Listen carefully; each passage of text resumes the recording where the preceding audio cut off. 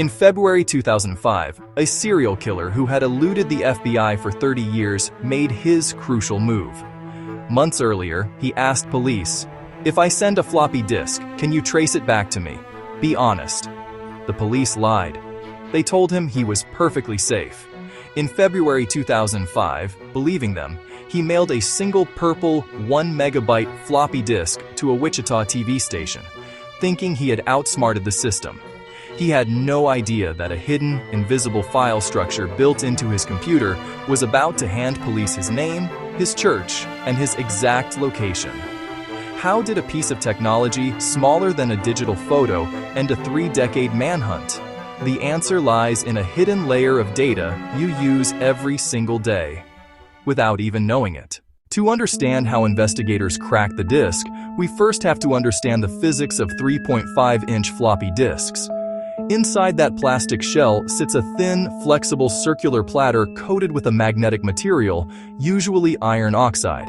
When a computer writes data to a floppy disk, an electromagnetic red-right head physically alters the magnetic polarity of tiny domains on the disk's surface, representing them as binary ones and zeros.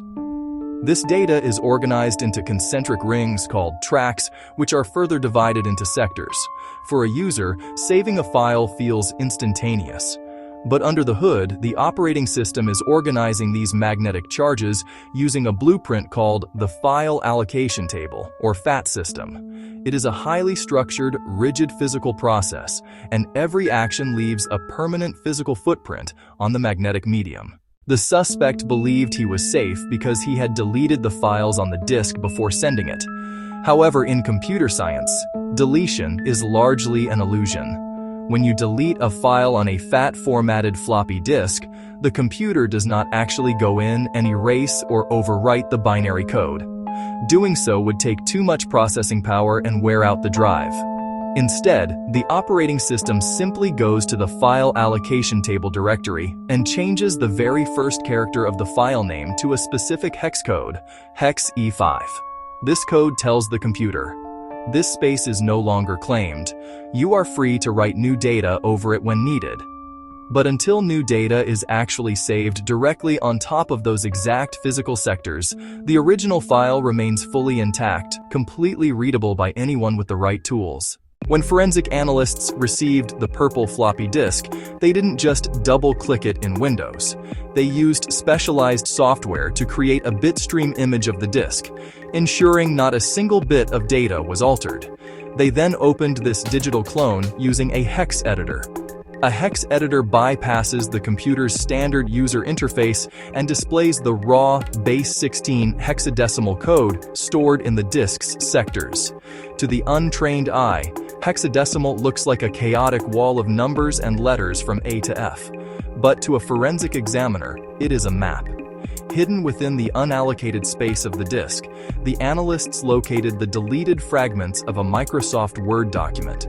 Crucially, they were looking for a specific file format known as an OLE compound file, which contains highly structured blocks of hidden information. These aren't random numbers. This is an OLE compound file header from a deleted Word doc. See the signature at the top, then structured blocks, directory, FAT, and streams. Reading it reveals the file's hidden metadata, who saved it, and where. Inside this recovered Word document lay the forensic jackpot, metadata. Metadata is simply data about data. While a user only sees the text typed on the page, the software silently records a massive amount of hidden administrative information. This includes the registered name of the software owner, the unique globally unique identifiers, or GUIDs, the creation date, the modification date, and the pathway of the computer directories the file passed through. When the forensic analysts extracted this metadata block from the deleted file fragment, they found two specific strings of text. The last saved by field was registered to a user named Dennis.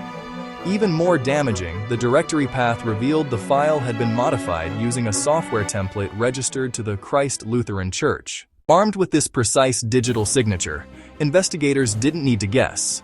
A quick search of the Christ Lutheran Church's website revealed their church council president was a man named Dennis Rader. The digital trail matched his physical life perfectly.